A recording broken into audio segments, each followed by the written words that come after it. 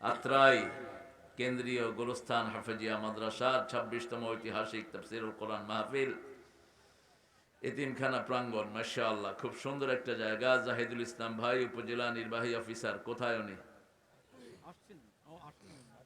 না আসলে আর নাম দিবেন না, যেই অফিসারই হোক। কেন আসবেন না আপনি? হ্যাঁ, কোথায় আসছিল? কার সাথে দেখা করে যায়? কি বলো, দিবেন না এদের নাম? যেই হোক, কোরআনের চেয়ে দামি কেউ নেই। কোরআনের জন্য মায়ের খেয়েছেন রাহমাতুল লিল আলামিন। তোমরা কোন ছাই পাস? তোমরা এসে চলে যাও। অতীতের যারা কোরআনের সাথে বেয়াদবি করেছে এখন একটাও দেশে নাই, ঠিক না? ইচ্ছা মতো কোরআনের মাহফিলকে নিজের হাতে ডলেছে তারা। আমার নিরীহ পুলিশ ভাইদেরকে ব্যবহার করে কোরআনের মাহফিলের উপর চচুলি ধারা জারি করেছে এরা। এসপি সাহেবদেরকে যা ইচ্ছা তা ব্যবহার করেছে তারা। এই পুলিশকে শান্তিতে থাকতে দেয় না এরা। আজকে আর বাংলাদেশে কোন জানোয়ার যেন মাহফিল বন্ধ করতে না পারে। আমরা গর্দান ভেঙে দেব যারা মাহফিল বন্ধ করতে আসবে। তবে আইন আমরা কখনো নিজের হাতে তুলে নেইনি, আগেও নেইনি, এখনো নেব না। আমাদের প্রশাসনকে আমরা ব্যবহার করব। বিশেষ অতিথি মোহাম্মদ সাকিবুজ্জামান আরিফিন মামুন, জনাব ইঞ্জিনিয়ার মোহাম্মদ রেজওয়ানুল মামুন আসছেন। ঢাকাতে আছে। খায়ের, দেখা আপনারা খুশি থাকলেই হলো। আমার নাম এত মোটা করে দিচ্ছেন, আমি কি বুক খুব মোটা নাকি? বাকি বিল্লার নাম ছোট করে দিচ্ছেন, তো মন খারাপ করবে। আলমদের নাম বড় করে দিয়ে আমারটা ছোট করে দিলে অসুবিধা নেই, একদম দেখা যাতে না যায়। হ্যাঁ, আলহাজ মাওলানা বাকি বিল্লাহ হাফিজাহুল্লাহ অনেক দীর্ঘ সময় কথা বলেছেন। কোথায় চলে গেলেন? আমার অত্যন্ত ভালোবাসার মানুষ, সুন্দর মানুষ। আল্লাহ তার আলোচনাগুলো আমাদেরকে আমল করার তৌফিক দান করেন। মাওলানা মোজাম্মেল হক, সাবেক মুদাররিস, তাড়াবাড়িয়া দাখিল মাদ্রাসা, ওনারও আলোচনা আমরা শুনবো। কোরআনের আলোচনা শুনলেই লাভ। ভালো কথা যদি শয়তানও বলে সেটা শুনতে হয়। আমরা রাতের একটা হাদিস পড়ি, আয়াতুল কুরসি পড়ি, এটা শয়তান রাবি। রাবিকে শয়তান। রাসূল বলছেন সাদাকা হুয়া কাযুব, ও মিথ্যুক হলেও কথাটা বলেছে সত্য। আবু হুরায়রাকে বলছেন, আবু হুরায়রা তুমি আমারে ধইরো না, রাসূলের কাছে নিও না শয়তানকে। আমি তোমাকে একটা আমল শিক্ষা দিয়ে দেব। তুমি যদি রাতের বেলা আয়াতুল কুরসি পড়ো, আমরা শয়তানরা তোমার কাছে আসতে পারবো না। আবু হুরায়রা গিয়ে রাসূলকে হাদিসটা বলছেন। রাসূল মুচকি হেসে দিয়ে বলছেন সাদাক হুয়া কাযুব, ও মিথ্যুক কিন্তু কথাটা বলেছে কি? সত্য কথা বলেছে। এই জন্য কোরআন হাদিস যেখানে আমরা যাব সেখানে মণিমুক্তা যেখানে পাও আহরণ করে নাও। আদ-দাল্লাতু আল হিকমাতু দাল্লাতুল মুমিন ইলতাকাতহা হাইসু ওয়াজাদাহা। রাসূল বলতেন জ্ঞান এবং হিকমত এগুলো মুমিনের হারানো জিনিস, যেখান থেকে পায় সে কুড়িয়ে নেবে এগুলো। মোজাম্মেল হক ভাই কথা বলেছেন, হাফেজ শহীদুল ইসলাম কথা বলেছেন। আজকের সভাপতিত্ব করছেন ইয়াসিন উদ্দিন শেখ। মাশাআল্লাহ, খুব সুন্দর মানুষ, খুব সুন্দর করে দুরূদ পড়েছেন আমাদের সাথে। হেলান দিয়ে বসেন, কষ্ট হচ্ছে না? এই যে হেলান দিয়ে বসলে ভালো লাগবে। আল্লাহ ওনার জীবনের গুণাগুলো মাফ করে দিন। ৬০-এর উপর যাদের বয়স চলে যায়, আজকেও পড়েছি হাদিসটি, তারা যৌবনে যে আমল করে আল্লাহ এগুলো অটো দিতে থাকে। অটো আমল নামায় যোগ হয়ে যায়। আবার রাসূল বলছেন, শুনো, তোমরা কেউ যখন অসুস্থ হও, সুস্থতার সময় যে আমল করো আল্লাহ ফেরেশতাদেরকে বলে সেটা লিখতে থাকো, সেটা লিখতে থাকো, তার আমল বাদ দিও না। আল্লাহ যেন আমাদের এখানে যারা আছেন সিনিয়র সিটিজেন, আল্লাহ যেন সবাইকে এই নিয়ামত দিয়ে ধন্য করে দেন। আমাদের সেক্রেটারি আলহামদুলিল্লাহ, ওনার নাম অবশ্য আপনার দেন নেই, খায়ের আছে কোথায়? ও, এই মাহবুব মোর্শেদ জ্যোতি, মাশাআল্লাহ, সাবেক চেয়ারম্যান কিসের? গন্টন চুরি করেন তো? করোনা সাল খাইছে কিছু চোর, করোনা হেদেরকে খাইছে। কয় তুই তো চাউল আনছি গরিবের লেগে, তুই খালি খেয়ে।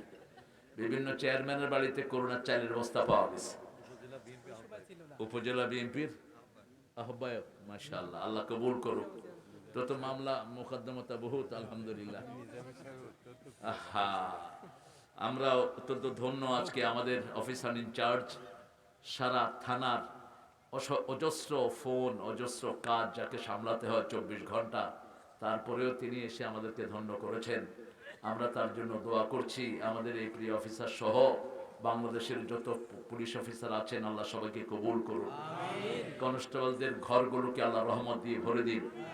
আমাদের বহু কনস্টেবল এই বিগত আন্দোলনে মারা গেছে। আমি বলেছি বর্তমান উপদেষ্টাদেরকে তাদের পরিবারগুলো খুঁজে খুঁজে তাদেরকে আপনারা অনুদান দানের ব্যবস্থা করেন, কারণ ওদের দোষ ছিল না, ওদেরকে বলির পাঠা বানিয়েছে, ঠিক কিনা? এদের খবর কেউ রাখে না। যারা অল্প কিছু পুলিশ যারা ক্রাইম করেছে তারা আর আপনাদের সামনে আসতে পারবে না। অপরাধ করে যে মরে সে, ঠিক না ঠিক? যে হারাম খায় সে হারামে তলিয়ে যায়, সে আর উঠতে পারে না। তো আমরা আলহামদুলিল্লাহ এখন অফিসার যাদেরকে পেয়েছি এদেরকে সহযোগিতা করব সার্বিকভাবে, কারণ আপনারা সহযোগিতা না করলে এত বড় টেরিটরি এই অল্প 100-150 জন কনস্টেবলের জন্য খুব টাফ হয়ে যায়। আপনারা যদি সহযোগিতা করেন আপনাদেরকে আল্লাহ বরকত দান করবেন। অনেক ওলামা হযরত এসেছেন, নিচে বসে আছেন, যাদেরকে স্টেজে উঠাতে পারলে ভালো হতো, কিন্তু স্মার্ট স্টেজ হয়ে যেতে পারে, এই জন্য সবাইকে আর উঠাতে পারছি না আমরা। অনেক অনেক প্রিয় স্যাররা এসেছেন, primary sir, high school, college, university sir এসেছেন, আমাদের প্রিয় খেটে খাওয়া মানুষ, যাদেরকে সবচেয়ে বেশি ভালোবাসেন কে? দিন এনে যারা দিন খায় এদেরকে সবচেয়ে বেশি ভালোবাসেন কে? আল্লাহর হাবিব বলতেন আল কাসিবু আদুউল্লাহ, আল কাসিবু হাবিবুল্লাহ, আল কাসিবু আদুউল্লাহ। পরিশ্রম করে যারা খায় এরা আল্লাহর ওলি হয়ে যায়, আর যারা বসে বসে খায় এরা আল্লাহর দুশমন। কিন্তু আমরা অন্যভাবে নেই, বসে বসে যারা খায় এদেরকে বলি ওলি। এরা উলি। এরা কি? উলি। একজন নবীও পরিশ্রম ছাড়া খান নাই, একজনও না। না, রাসূল সাল্লাল্লাহু আলাইহি ওয়াসাল্লাম হেন কাজ নাই তিনি করেন নাই। তিনি রাখালি করেছেন, তিনি পানি টেনেছেন কূপ থেকে, তিনি ব্যবসা করেছেন, তিনি ঘুরে ঘুরে মানুষের দরবারে মানুষের সাহায্য পৌঁছে দিয়েছেন, সোশ্যাল ওয়ার্কার ছিলেন তিনি।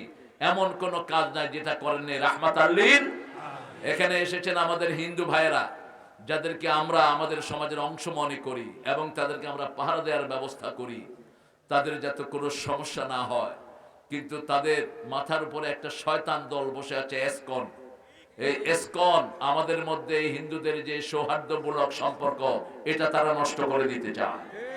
এরা আমাদের অনেক লোককে খুন করেছে, আমাদের অনেক মেয়েকে চরিত্রহীন বানিয়েছে এই এসকনের সদস্যরা। এই জন্য আমি অত্যন্ত বিনয়ের সাথে আমার হিন্দু ভাইদেরকে বলবো, আমাদের এই সম্পর্ক 1000 বছরের সম্পর্ক, ঠিক না ঠিক? আপনাদের বিভিন্ন এলাকায় চাটমোহর সহ অনেক হিন্দু ভাইদের বাস, কিন্তু কোন হিন্দু বলতে পারবে না কোন একজন মুসলমান একটু চোখ গরম করে তার দিকে তাকিয়েছে। এত সুন্দর সৌহার্দ্যপূর্ণ সম্পর্ক আমাদের আছে, ঠিক না ঠিক? সেই জন্য এই সৌহার্দ্যপূর্ণ সম্পর্ক থাকবে তখনই যখন আমরা ইসলাম অনুযায়ী চলবো। আল্লাহ আমার সব হিন্দু ভাইদেরকে ইসলামের জন্য কবুল করে, তাদের কিতাবগুলো পড়ে তারা যেন তাদের কিতাব অনুযায়ী চলতে পারে, আল্লাহ সেই তৌফিক তাদেরকে দান করে। আমরা আজকে কোরআন থেকে কথা শুনবো ইনশাআল্লাহ। বলেন তো কোরআনের সবচেয়ে দামি সূরা কোনটা? জোরে বলেন, চিৎকার করে বলেন। এরপরে কোনটা? এরপরে কোনটা? ইখলাস। এরপরে কোনটা? বন্ধ হয়ে গেছে। এরপরে 4টা সূরা রাসূল বলছেন কোরআনের 1/4 সূরা কাউসার, সূরা নসর, সূরা কাফিরুন, সূরা জিলজাল। এক সাহাবী এসেছেন বিয়ে করতে, রাসূল জিজ্ঞেস করলেন মোহরানা আছে নাকি? আমাদের এখানে তো এখন মোহরানা লাগে না, যৌতুকের ব্যবস্থা আছে। পাবনাতে নাই অবশ্য।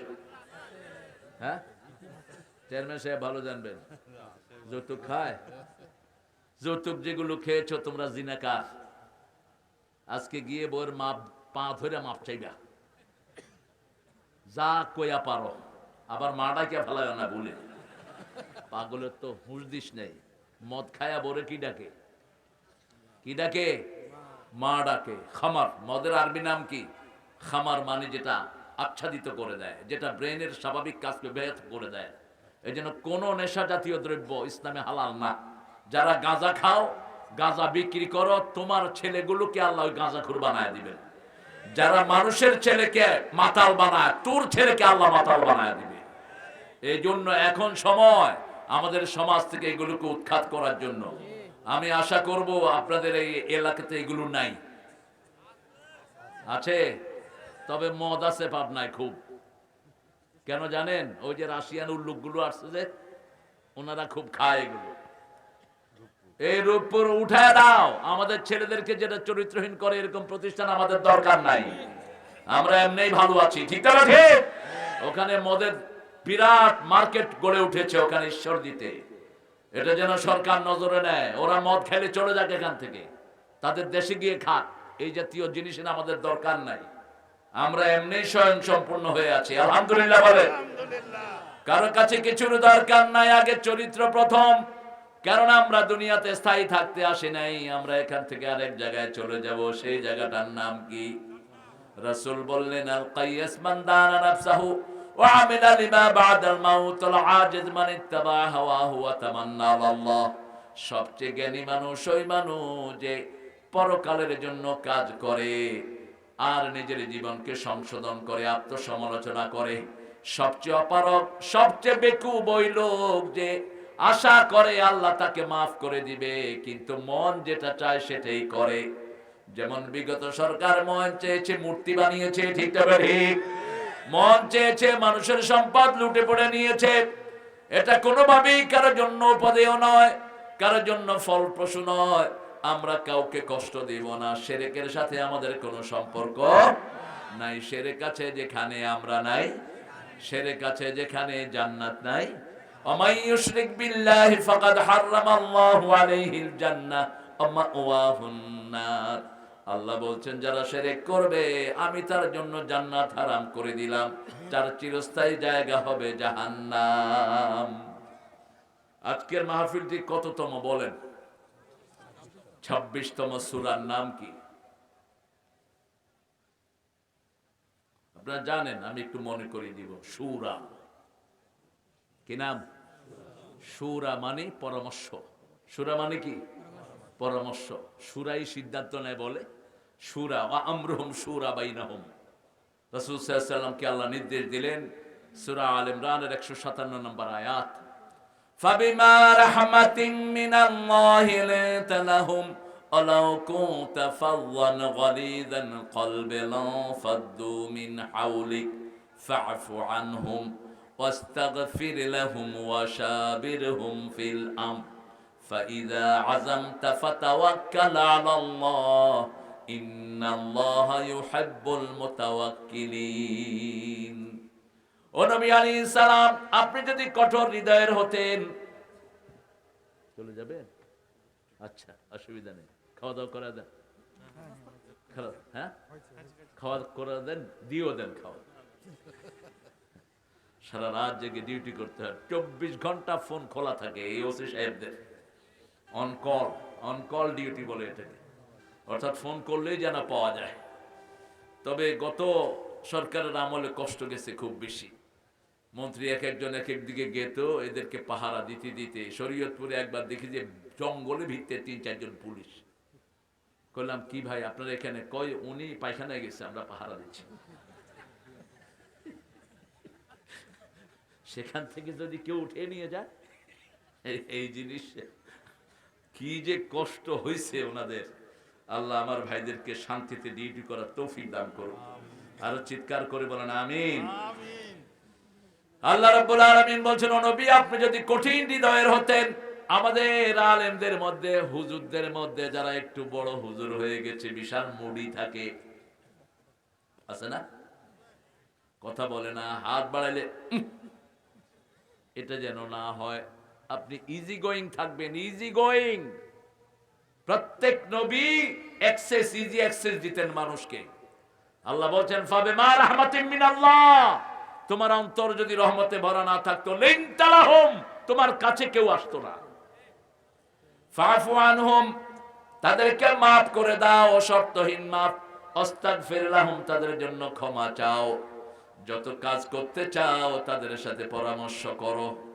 ফাইযা আযামতা ফাতাওয়াক্কাল আলাল্লাহ ইন্নাল্লাহা ইউহিব্বুল মুতাওয়াক্কিলিন। যখন সিদ্ধান্ত হয়ে যায় তখন ভরসা করো কার উপর?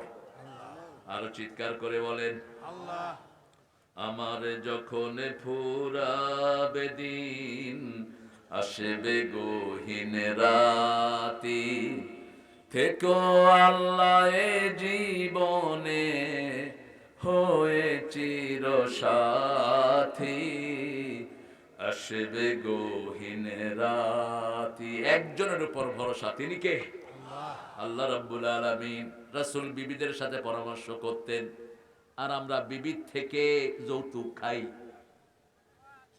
কত নোংরা মানুষ যারা যৌতুক খেয়েছেন। হিন্দুদের সাথে হাসর হবে, মুসলমান মোহরানা ছাড়া বিয়ে করতে পারে না। বিয়ের প্রথম কথাই হলো মোহরানা। প্রথম কথা কি?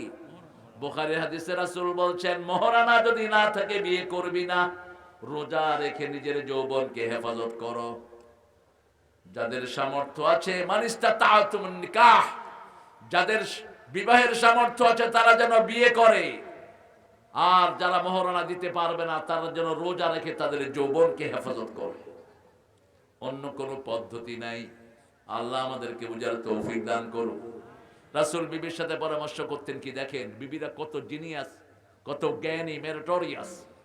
যখন রমজানে রোজা সফরে ভাঙার আয়াত নাজিল হলো, ইন কুনতুম মারিদান আও আলা সাফারিন ফাইদ্দাতুম মিন আইয়ামিন উখরা আলাল্লাযিনা ইয়াতিকুনাহু ফিদিয়াতু তুআমু মিসকিন। হাফেজ থাকলে সুবিধা হয়, আমাদেরকে একটু সহযোগিতা করে।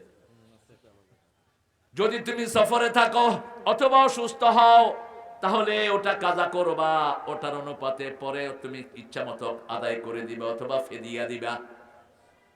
এখন রাসূল সাল্লাল্লাহু আলাইহি ওয়াসাল্লাম সফরে গিয়েছেন, সাহাবীদেরকে বললেন, আল্লাহ বলেছেন সফরে থাকলে তোমরা রোজা ভাঙতে পারো। কেউ রোজা ভাঙছে না।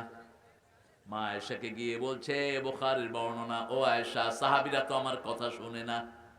কয়, বলেন কি আপনার কথা শুনে না? আপনার জন্য পরিবার ছেড়েছে, ঘর ছেড়েছে, কত কষ্ট তারা করে, কি বলেন? তিনি বলছেন, আল্লাহ আয়াত নাজিল করেছেন রোজা অবস্থায় সফরে রোজা ভাঙা যায়, কিন্তু কেউ ভাঙছে না। মা আয়েশা বলেন, আপনি মুখে খেজুর দিয়ে বাহিরে যান, আপনি মুখে খেজুর খাইতে থাকেন, দেখবেন সবাই খাওয়া শুরু করবো। সুবহানাল্লাহ কইলেন না? রাসূল ঠিকই মুখে খেজুর দিয়ে খাইতেছে আস্তে আস্তে। সাহাবীরা কয়, কি ব্যাপার, রাসূলের মুখ লড়ে কেন? চলো আমরাও মুখ লড়াবো। বাস সবাই ভাঙলেন। পরামর্শটা কার? কার? কার? মা আয়েশা। সুবহানাল্লাহ কইতে ইচ্ছা করে না?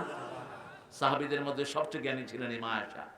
এই মা আয়েশা না হলে রাসূল হাদিস পড়তেন না। সাহাবাদের মধ্যে গুঞ্জন শুরু হলো, রাসূল কার মধ্যে গুঞ্জন রাখতেন না। রাসূল বললেন, আপনারা মনে করতে পারেন আমি আমার বিবির জন্য অপেক্ষা করি, ব্যাপারটি তা নয়। ব্যাপারটি হলো, গত এক সপ্তাহ আমি কি কি হাদিস পড়েছি কে বলতে পারেন? কেউ দুইটা, কেউ চারটা, কেউ তিনটা, কেউ পরিপূর্ণ বলতে পারলেন না। এবার বললেন, দুল্লানি ইয়া হুমায়রা, হে হুমায়রা তুমি বলো। শুরু থেকে শেষ পর্যন্ত দাড়ি কমা সহ সব মুখস্থ বলে দিয়েছেন, একটাও তিনি ভুলেন নেই।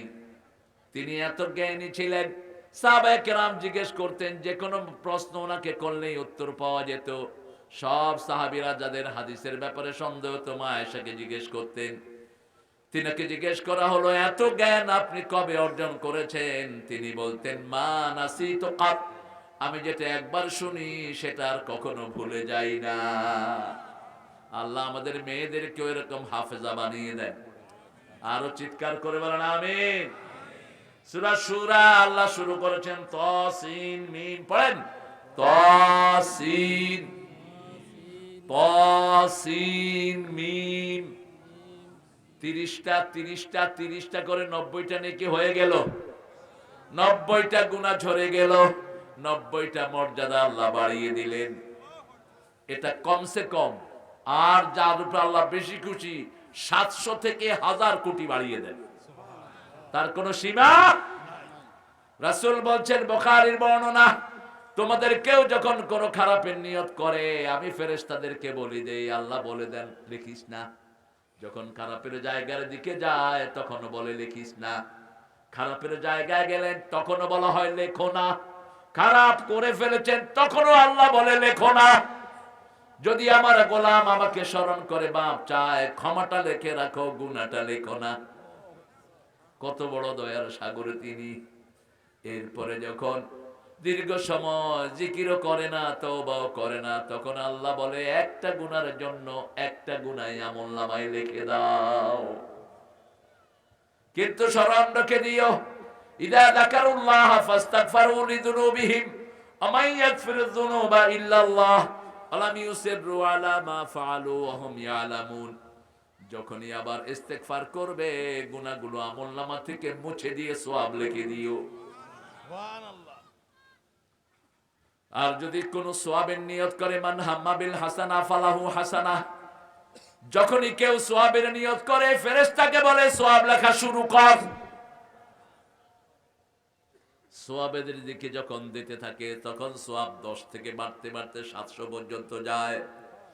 যখন সওয়াবটা করে ফেলে, ইউদাইফু লাহু লিমান ইয়াশা আল্লাহু ওয়াসিউন আলিম, এত পরিমাণ লিখে দেয় যার কোনো হিসাব নাই। আল্লাহ আমাদের সবাইকে নেক কাজ করার তৌফিক দান করে দেন। আমিন। আরো চিৎকার করে বলেন আমিন। তিলকা আয়াতুল কিতাবিল মুবিন। তিলকা ব্যবহৃত হয় দূরের জন্য, আয়াতিল কিতাবিল মুবিন, আয়াত হলো কোরআনের এক একটা নিদর্শন, ছোট্ট ছোট্ট গোল যে চিহ্নগুলো, এগুলোর নাম হলো আয়াত। এগুলোর নাম কি? আয়াত। আয়াত হলো নিদর্শন। কোরআনের এক একটি আয়াত এত ব্যাপক, কিয়ামত পর্যন্ত চেষ্টা করলে এটার ব্যাখ্যা শেষ করা যাবে না। ফিহে আয়াতুল লিন্নাস, এই আয়াতগুলো নিয়ে যারা গবেষণা করে তাদেরকে 1000 কোটি সওয়াব দান করে দেন কে? আল্লাহ। আর যারা গবেষণা করে না তারা বেশি সওয়াব পায় না। রাসূল এক বর্ণনায় বলছেন, যারা কোরআনকে নিয়ে গবেষণা করে না এদের উপরে আল্লাহ লানত। ইন্না ফি খালকিস সামাওয়াতি ওয়াল আরদি ইখতিলাফিল লাইলি ওয়ান নাহারি লাআয়াতিন লিউলিল আলবাব الذين يذكرون الله قياما وقعودا وعلى جنوبهم ويتفكرون في خلق السماوات والأرض ربنا ما خلقت هذا باطلا سبحانك فقنا عذاب النار। কার কথা? ইন্না ফি খালকিস সামাওয়াতি ওয়াল আরদ। ঘুম আসছে নাকি? মাশাআল্লাহ মাশাআল্লাহ, আল্লাহর ওলি তো ঘুমাচ্ছেন। এই একটা বালিশ এনে দাও, এতে ঘুমাইতে ঘুমাইতে চোখ লাল করে ফেলছে। লাঠি কই? হ্যাঁ, তো অসুস্থ বাসায় নিয়ে যাও।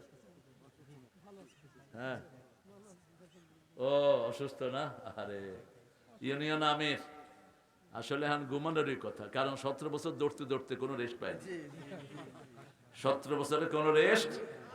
ডাক্তার শফিককে চিনেন তো আপনারা, জামাত ইসলামের আমির। এরে পুলিশে যখনই ধরতে আসছে বাসার অ্যাড্রেস জিজ্ঞেস করছে, তো উনি বাসার অ্যাড্রেস দেয় না। তো পুলিশ জিজ্ঞেস করলো, স্যার আপনার বাসার অ্যাড্রেস দেন না কেন? কয় ভাই গত 15 বছরে 400-500 বাসায় রাখছে আমারে হাসিনা, আমি কয়টার অ্যাড্রেস দেবো? কয় লাগবে না যান, এটা আমার আত্মীয়ের এলাকা, এটা হলো সিঙ্গাপুর আব্দুস সোবহান সাহেবের এলাকা, এটা নিজামী সাহেবের এলাকা। হ্যাঁ, সোবহান সাহেব সদরে, আর এটা সরাসরি। তো আপনারা আমার কি হয়েছেন? আপনারা সব আমার পুত্রা। হ্যাঁ, নিজামী চাচা আমার বেয়াই ছিলেন, কিন্তু আমি চাচাই ডাকতাম। আমাকে বলতো বাবা, বুড়া বয়সে ভাইটাই বলায় না, একটা বেজার। ওই যে নজিব, যেটা এটা আমার জামাই, ব্যারিস্টার নজিব মোমেন, বিয়ে আমি পড়াইছি। হ্যাঁ, আহা অনেক। এতদিন পরে জানলেন কেন ভাই? মতিউর রহমান নিজামী, আল্লাহ তার কবরটাকে জান্নাতুল ফেরদাউস বানিয়ে দিক। আরো চিৎকার করে বলেন আমিন। কত অসাধারণ সিংহ পুরুষ ছিলেন। আমি বিয়ে করতে চাই কিন্তু আমি বেকার, কোনো কর্ম নেই। হ্যাঁ, আপনার জন্য হাদিস আছে একটা সুন্দর, এখন এর উপায় কি? উপায় বলিয়া দিব ভাইয়া। রাসূল সাল্লাল্লাহু আলাইহি ওয়াসাল্লাম বসে আছেন মসজিদে নববীতে, হাদিসটা শুরু করলাম। এক মেয়ে এসে বলছে, জাওয়াজনি মুহাম্মদ, হে মুহাম্মদ মেরি মি, আমারে বিয়ে করেন, আমাকে বিয়ে করেন। রাসূলের মতো লজ্জাশীল কোন নবী পৃথিবীতে নাই। তিনি নিচের দিকে তাকিয়ে আছেন। পাশের থেকে একজন সাহাবী এসে বলছে, হুজুর আপনি না করলে আমি আছি। কি আমি আছি, আমারে করা দেন। রাসূল বলছেন, তুমি মহারানা কি দিবা? বলছে, মহারানা তো আমার কাছে তেমন কিছু নাই। আরেকজন দরিদ্র সাহাবী এসেছেন, বিয়ে করবেন। রাসূল বিয়ে করতে আসলে জিজ্ঞেস করতেন, মহারানা কি দিবা? ওই সাহাবী বলছেন, আমার কাছে কিছুই নাই। রাসূল বলছেন, তোমার কাছে সূরা কাউসার আছে নাকি? আছে। সূরা নসর আছে নাকি? আছে। সূরা কাফিরুন আছে নাকি? আছে। সূরা জিলজাল আছে নাকি? আছে। এই চারটা সূরা যার কাছে আছে সে যেন বিয়ে করে। এই চারটা সূরা পড়বেন, বিয়ের যেই যেই জিনিস আপনার দরকার সব আল্লাহ আপনাকে দান করে দিবে। তবে ওই সময় সূরা হতো সাহাবীদের মহর, কারণ ওই সময় কোরআন নতুন ছিল, অধিকাংশ মানুষ কোরআন পড়তে পারত না। স্বামীকে বলা হতো, তোমার কোরআন হলো মহারানা, বিবিকে তুমি কোরআন শিক্ষা দাও, এটাই তোমার মহারানা। মহারানা ছাড়া কোনো বিয়ে হবে না। উল্টা আমরা যৌতুক নেই, অভিশপ্ত মানুষ। যৌতুক যারা খেয়েছো, জিনাকারের খাতায় নাম উঠিয়েছো, কিয়ামতের ময়দানে এই মেয়ে মাফ না করলে আল্লাহ তোরে মাফ করবে না। যৌতুক এসেছে হিন্দু সমাজ থেকে, ওদের মহারানার কোনো ব্যবস্থা নাই। বিয়ের সময় মেয়েরা বাপের বাড়ি থেকে যা নিতে পারে এটাই তার লাভ। কিন্তু আমার ইসলাম বলেছে না, বাবা যদি জীবিত অবস্থায় সম্পদ বন্টন করে, মেয়েও 2 ভাগ পাবে, ছেলেও 2 ভাগ পাবে। নোমান ইবনে বশিরের হাদিস, বুখারী। আর যদি মারা যাওয়ার পরে বন্টন হয়, আযযাকারু মিসলু হাজ্জিল উনসায়াইন, ছেলে পাবে 2 ভাগ, মেয়ে পাবে 1 ভাগ। কারণ মেয়ে 3 জায়গা থেকে পায়। মেয়ে পায় ছেলের থেকে, মেয়ে পায় জামাই থেকে, মেয়ে পায় বাপের থেকে, কিন্তু তার কোনো খরচ নাই। কোনো মেয়ে যদি সারা জীবন 1 পয়সাও খরচ না করে, সে গুনাহগার হবে না। আর মেয়ে যতদিন বাপের বাড়িতে আসবে, খরচ কার? খরচ কার? ভাইয়ের। কার? সব মরে যেতেছে। কার? আপনারা যে এত ভদ্র, আপনাদের সুপ্পুর মতো অবস্থা দেখতেছে।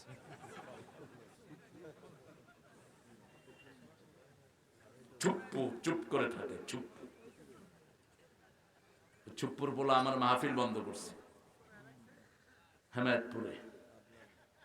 কি নাম না খাওয়ার নাম কে জানি, ফালতু। মাহফিল বন্ধ করেছিস তো কিয়ামতের ময়দানে আসামির কটগড়া দাঁড় করাবো। আমরা সবাই ইনশাআল্লাহ বাদী হব, ওরা হবে আসামি। ঠিক না ঠিক? আমরা কোরআনের জন্য কোনো ছাড় নাই। কোরআন আছে যেখানে, আমরা আছি। কোরআন বন্ধ করবে যারা, আমরাও তাদেরকে বন্ধ করে দেব। ঠিক না ঠিক? তিলকা আয়াতুল কিতাবিল মুবিন, ওই কিতাব যেটা লৌহে মাহফুজে সংরক্ষণ করে রেখেছেন কে? আল্লাহ। এটা স্পষ্ট। কোরআনের কোনো কিছু গোপন নয়। মোমেনরা গোপন কাজ করে না, মোমেনরা করে প্রকাশ্য কাজ। ঠিক তবে ঠিক? আল্লাহ বলছেন, ইযা লাকুল্লাযীনা আমানু ক্বালু আমান্না ওয়া ইযা খালাউ ইলা শায়াতিনহিম ক্বালু ইন্না মাআকুম ইন্নামা নাহনু মুস্তাহজিউন। যখন তারা মুমিনদের সাথে মোলাকাত করে, মোলাকাত সামনে হয় না পিছনে হয়? সামনে হয়। ওরা বলে, আমরা তোমাদের সাথে আছি, তোমাদেরই আমরা বন্ধু। আর যখন ওরা গোপনে খেলাওয়াত করে, খালাউ ইলা শায়াতিনহিম, শয়তানরা যখন একসাথে হয় গোপনে, তখন বলে, মোল্লা বলবির সাথে একটু ঠাট্টা করলাম। আল্লাহ বলেন, আল্লাহু ইয়াস্তাহজিউ বিহিম, আল্লাহ তাদেরকে এমন ঠাট্টার পাত্র বানাবে ওরা চিন্তাও করতে পারে না। ঠিক আছে ঠিক? কি ঠাট্টার পাত্র হয়েছে দেখেন। সাইদি সাহেবকে ফাঁসি দিছে, উনি গর্ব করে বলতেন। কি নাম বিচারপতির? কি নাম? গেছে পলাইতে সিলেটের ওদিক দিয়ে। সিলেটের ওখান দিয়ে গেছে পালাইতে। সিলেটরা কয় তুমি তুমি আমাকে চিনো না, আমি বিচারপতি। আচ্ছা, তো কিতার লাগি আইলাই? হয় ফলামু। টেকা দাও, টেকা মাল ফালাও। টাকা দিছে, পরে দুইটা এমন ঘুষাইছে, গালের হাড্ডি টাড্ডি সব শেষ। কারণ যেইভাবে আইছে ওইভাবেই যাবে টাকা। ঠিক না ঠিক? তোরা কিলায় আনিস, তোদেরকে কিলায় মানছে নিবে। এরপরে শুয়ে আছে কলা পাতার উপর। আমাদের বর্ডার গার্ড গিয়ে বলে যে তুমি কে গো? আমাকে চিনো নাই, আমি বিচারপতি শামসুদ্দিন। কয় তুই নিমানিক কে? গলায় গামছা বেঁধে উঠিয়ে নিয়ে আসছে। বিচারের কাঠ গলায় উঠাতে পারে নাই। যেদিন কোর্টের দিকে নিছে, রাস্তায় সমানে জুতা মারছে মানুষ। ইজ্জত আসে আল্লাহর পক্ষ থেকে। ইন্নামাল ইজ্জাতু লিল্লাহি ওয়া লিরাসূলিহি ওয়া লিল মুমিনিন ওয়ালাকিন্নাল মুনাফিকিনা লা ইয়ালামুন। সূরা মুনাফিকের ভিতরে আল্লাহ বলছেন ইজ্জতের একমাত্র মালিক কে? আল্লাহ। তারপরে রাসূল, তারপরে আল্লাহ সেই ইজ্জত দিয়েছেন মুমিনদেরকে, কিন্তু মুনাফিকরা সেটা বুঝে না। মুনাফিকরা সকালে এক কথা, বিকালে এক কথা, রাতে এক কথা, এক রকম চেহারা তাদের হয়। ঠিক না ঠিক? হেলিকপ্টারে মানুষ মেরেছে, আর কয় হেলিকপ্টারে নাকি পানি ফালাইছে। তো পানি ফালাইলে মানুষ মরে কেমনে? এত মানুষ মেরেছে, তারপরেও তার ভিতরে কোনো অনুশোচনা। কয় আমি কি করেছি? তুমি কি করেছো আল্লাহ বুঝাবেন তোমাকে। প্রত্যেকের আমলনামায় একটা কিতাব আছে, একটা কিতাব তার গলায় ঝুলিয়ে দেওয়া হবে। বনী ইসরাইল আল্লাহ বলছেন আলজামনাহু তাইরাহু ফি উনুকি। প্রত্যেক মানুষের গলায় আমি তার আমলনামাটা ঝুলিয়ে দেব। সেই আমলনামাটা কিয়ামতের ময়দানে হাতে এনে দিবেন কে? আল্লাহ বলবেন ইকরা কিতাবাক কাফা বিনাফসিকাল ইয়াওমা আলাইকা হাসিবা। You read your book, you are enough to take your accountability. ঠাই নাই ছোট সে তরি, তোমার এই সোনার ধানে গিয়েছে ভরি। কি দিয়ে ভরেছো? তোমার আমলনামা। আমাদের আমলনামা সকাল বেলা থেকে আমরা নামাজ পড়ি, আমরা তাসবিহ করি, আমরা আল্লাহকে ডাকি। ঠিক না ঠিক? যখনই আমরা বিপদে পড়ি কাকে ডাকি? আমার আব্বা মারা গেলেন, আমরা পড়েছি ইন্না লিল্লাহি ওয়া ইন্না ইলাইহি রাজিউন। দুনিয়ার শ্রেষ্ঠ আলেম মতিউর রহমান নিজামী মারা গেলেন, আমরা পড়েছি ইন্না লিল্লাহি। মৃত্যুর সময় কি নিশ্চিন্ত। পড়েছেন তো ওনার বায়োগ্রাফি আপনারা? 3 ঘন্টা আগে যখন জল্লাদ ঘোষণা করলো যে আপনার 3 ঘন্টা পরে ফাঁসি, তিনি মুচকি হেসে দিয়ে বলেন আলহামদুলিল্লাহ। জল্লাদ অবাক হয়ে গেলেন। জল্লাদ বলছে স্যার আপনি মুচকি হাসতেছেন, আলহামদুলিল্লাহ বলছেন? তিনি বলছেন এই দিনটার জন্যই 65 বছর আমি অপেক্ষা করেছি। আমার আল্লাহর সাথে আমি দেখা করব। ছেলেকে বলছে বাবা কি ড্রেস পরবো বলে দাও। ছেলে বলেছে বাবা আল্লাহ সবচেয়ে বেশি পছন্দ করে সাদা ড্রেস, সাদা পোশাক পরেন, সাদা টুপি, সাদা পাজামা, সাদা পাঞ্জাবি। গোসল করলেন, সুন্দর করে ওযু করলেন, দীর্ঘ সময় 2 রাকাত নামাজ পড়লেন, সুন্দর করে হেঁটে হেঁটে যাচ্ছেন ফাঁসির মঞ্চের দিকে। 6 জন জল্লাদ তার হাত ধরেছে। তিনি বলছেন ছেড়ে দাও। 5 জনই একই কাজ করেছেন, ছেড়ে দাও। বলছে স্যার এটা নিয়ম। বলছে আমি তোমাদের নিয়ম মানি না। ওটা ফাঁসি নয়, ওটা আমার জন্য জান্নাতের মালা। হাসি মুখে গিয়ে সেখানে মুস্কি হেসে মুখের মধ্যে পড়ছে না শাহাদু আল্লাহ ইলাহা ইল্লাল্লাহু ওয়া আশহাদু আন্না মুহাম্মাদান আবদুহু ওয়া রাসূলুহু। এর চেয়ে নিশ্চিত শাহাদাতের মওত আর কি হতে পারে? রাসূল সাল্লাল্লাহু আলাইহি ওয়াসাল্লাম নিজের ঘরের দিকে যাচ্ছেন। ইহুদি ডেকে বললেন রাসূল আমার ছেলেটা খুব অসুস্থ। কোন হিন্দুও যদি আপনাকে ডাকে তার ঘরে যাবেন, তার কথা শুনবেন, তার সেবা শুশ্রূষা করবেন। এটাই সুন্নাহ। এটাই কি সুন্নাহ? রাসূলকে বলছেন রাসূল হ্যাঁ সমস্যা কথা বলছেন কেন? কিছু লাগবে? রাসূল সাল্লাল্লাহু আলাইহি ওয়াসাল্লাম গিয়ে ছেলের মাথায় হাত দিয়ে বলছে আসলিমিয়া বুনাইয়া, হে ছেলে তুমি কালেমা পড়ে মুসলমান হয়ে যাও। মৃত্যু পথযাত্রী। কার ছেলে? কার? ইহুদির ছেলে। এখন ইহুদির দিকে তাকিয়েছে, ইহুদি মাথা ঝুঁকি দিয়ে বলছে মোহাম্মদ যা বলে তাই করো। ছেলে পড়ে নিয়েছে লা ইলাহা ইল্লাল্লাহু মুহাম্মাদুর রাসূলুল্লাহ সাল্লাল্লাহু। কালেমাও শেষ, জীবনও। রাসূল বললেন একটু আগে জাহান্নামী ছিল, এখন ছেলেটা জান্নাতি হয়ে গেছে। রাসূল বলছেন লাক্কিনু মাউতাকুম বিল কালিমাত, ও আমার উম্মতেরা যখনই মুমূর্ষ রোগী পাও ওর পাশে গিয়ে পড়ো লা ইলাহা ইল্লাল্লাহ, লা ইলাহা ইল্লাল্লাহু মুহাম্মাদুর রাসূলুল্লাহ সাল্লাল্লাহু। তিলকা আয়াতুল কিতাবিল মুবিন লাআল্লাকা বাখিউন নাফসাক আল্লা ইয়াকুনু মুমিনিন। রাসূল খুব পেরেশানিতে থাকতেন, নিজেকে ধ্বংস করে দিতে চাইতেন। কেন মানুষ কালেমা পড়ে না? লাআল্লাকা বাখিউন নাফসাক, মনে হয় আপনি নিজেকে ধ্বংসই করে দিবেন, আপনি নিজেকে বিস্তৃত করে ফেলবেন। কেন মানুষ ঈমান আনে না? ঈমান আনার জন্য সারাদিন পেরেশানিতে থাকতেন রাহমাতাল লিল আলামিন। সকালে বিকালে দুপুরে রাতে মানুষকে দাওয়াত দিতেন লা ইলাহা ইল্লাল্লাহ, লা ইলাহা ইল্লাল্লাহু মুহাম্মাদুর রাসূলুল্লাহ সাল্লাল্লাহু। আমরা আজকে এখন একটা সিদ্ধান্ত নেব, আমরা যারা এখানে এসেছি প্রতিদিন 10 জন মানুষের কানে পৌঁছাবো লা ইলাহা। পারবেন তো? পারবেন তো? 10 জন মানুষকে কালেমা শোনাবেন, কালেমা শোনায় মসজিদে রাখবেন। যদি বলে যে ভাই আমি তো কালেমাটা পারি, ভাই একটু স্মরণ করায় দিলাম, আপনি মসজিদে আসবেন। মসজিদে না আসলে কালেমা থাকে না। আমাদের অনেকে নামাজ পড়ে না, কয় হুজুর নামাজ পড়ে না, ঈমান খুব মজবুত আছে। তোর তো ঈমান বুঝেছি না, তুই বুকের হাড্ডির নাম তো ঈমান না।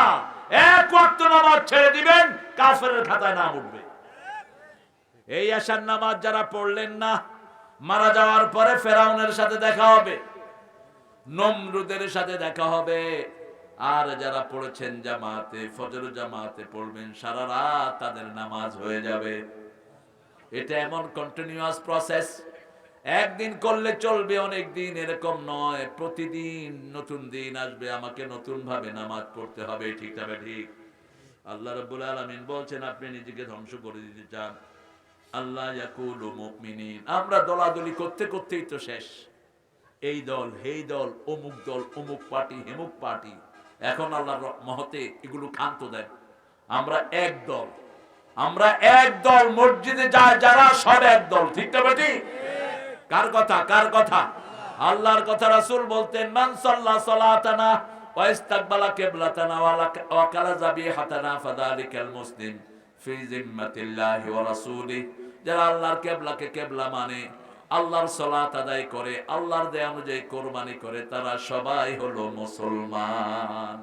এই তিনটা জিনিস দেখেন, বাকিগুলো দেখার দরকার নাই। নামাজ দেখেন, কিবলামুখিতা দেখেন, কুরবানি দেখেন। ঠিক না ঠিক? বাকিগুলো আপনি ছেড়ে দেন। এটা যারা করবে তারা কার জিম্মায় থাকে? আমরা 5 ওয়াক্ত নামাজ আর ছেড়ে দেব না। রাজি আছি তো? একটু হাত তুলে দেখাই, কষ্ট দেই একটু।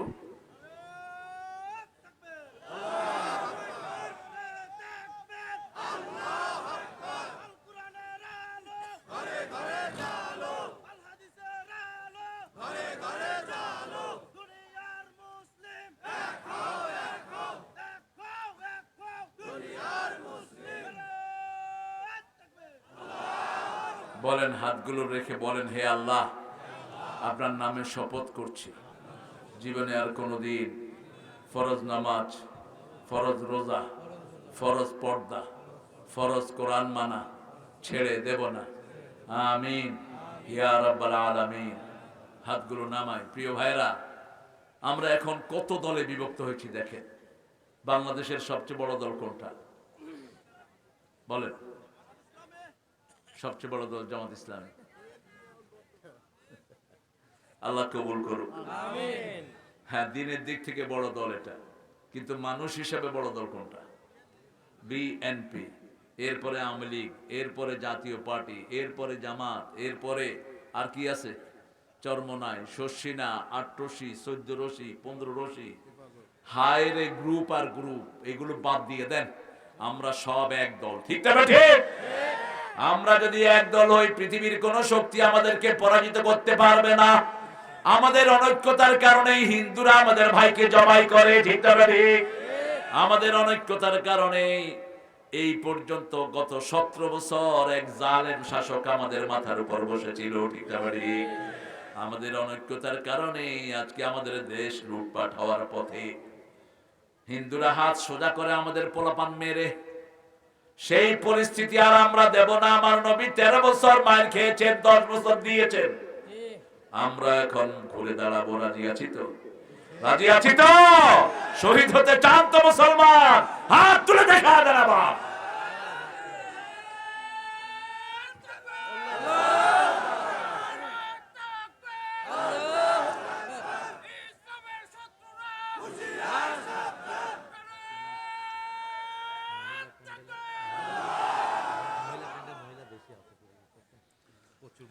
তোমরা মনে করো না আমরা মরে গেছি।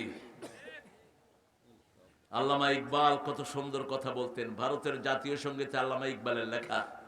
আর আমাদের 93% মুসলমানের দেশে জাতীয় সঙ্গীত লিখছে এক কবি। এ মরার পরে এটা লিখলো কেমনে, আমি তো সেটাই জিজ্ঞেস করি। 1941 সালে তিনি মারা গেলেন। স্বাধীন হয়েছে কবে? স্বাধীন হয়েছে কবে? 71-এ। তো উনি লিখলেন কেমনে এটা? 1903 সালে তিনি ক্যালকাটাকে নিয়ে লিখেছেন এই গান, সিরাজের বাংলাকে নিয়ে। এবং সিরাজের বাংলাকে টুকরা করেছে রবি ঠাকুর সহ কিছু ইংরেজদের 5-8 গোলাম। বাংলা, বিহার, উড়িষ্যা, ত্রিপুরা নিয়েছিল বাংলা এই টেরিটরি। সেটাকে ভেঙে বলছে মূর্খ জাতিকে শুধু বঙ্গরাজ্য দিয়ে ক্ষান্ত হও। ঢাকাতে যেন বিশ্ববিদ্যালয় হতে না পারে সবচেয়ে বেশি বিরোধিতা করেছে কে? এই লোক। তিনি বলেছে এরা মূর্খ, কথাই বলতে পারে না, এদেরকে বিশ্ববিদ্যালয় দেওয়ার দরকার কি? তিনি তার আকীদা থেকে লিখেছেন, তিনি লিখেছেন আমার সোনার বাংলা, আমি তোমায় ভালোবাসি। আমরা ভালোবাসি আল্লাহকে, ঠিক না ঠিক? কারণ আল্লাহ বলছেন সূরা বাকারার ভিতরে, আল্লাযীনা আমানু আশাদ্দু হুব্বান লিল্লাহ, যারা ঈমান এনেছে সবচেয়ে বেশি ভালোবাসবে কাকে? আল্লাহকে ভালোবাসবে। রাসূল বলেছেন যারা ঈমানের স্বাদ নিতে চায় তারা যেন আল্লাহকে ভালোবাসে। ঈমানের স্বাদ তারাই পাবে যারা কাকে ভালোবাসবে?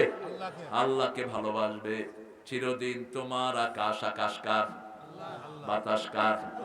একটা শব্দ বসিয়ে দিলে গানটা ওকে হয়ে যেত। যদি থাকতো বেচারা, তাহলে আমি গিয়ে পরামর্শ দিতাম, মিয়া মারা তো যাবা, কি নিয়ে যাবা আল্লাহর কাছে? আমার মাবুদ আল্লাহ, আমি তোমায় ভালোবাসি।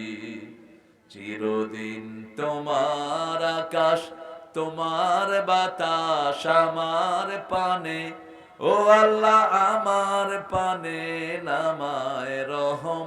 মাবুদ আল্লাহ, আমি তোমায় ভালোবাসি। ঠিক আছে তো? কথা কন না কেন? এটা অনেক আগে আমি বলেছিলাম, ওই সময় আমার বিরুদ্ধে মামলা করেছে ওনারা, অনেক আগে, আপনাদের এই অকারেন্সের অনেক আগে। আর বিগত সময় তো এটার পক্ষে বিপক্ষে বললেই তো সে জেলে। ওনাদের বাপের ছবি আঁকছে একটা ছোট্ট ছেলে, ছবি দেখা হলো কেন? ওই ছেলে 3 বছরের জেল হয়েছে। কি জুলুমের রাজ্য করেছ, মূর্তি দিয়ে সারা দেশ ভরেছ, ঠিক না ঠিক? পোলাপান জবাব দিয়েছে, মূর্তির উপর কি করেছে? জোরে কর, কি করেছে? আর লিখেছে জাতির পিতা ইব্রাহিম অমুক ছিল, হ্যাঁ গোলার ডিমি ছিল। সারা জীবনে তার নামাজের একটা স্মৃতি নাই, রোজার একটা স্মৃতি নাই, ইসলামের কোন স্মৃতি নাই। স্মৃতি আছে বিড়ি খাওয়া। কি কাজ করেছেন জাতির জন্য?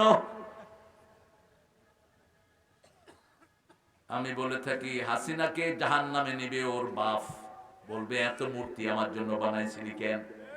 আমি তো এত মূর্তি বানাতে কই নেই। তিনি নিজে স্বীকৃতি দিতেন তিনি মুসলমান, ঠিক না ঠিক? কেন তুই মূর্তি বানালি? মূর্তি বানাবে হিন্দুরা, ওরা জবাব দিবে।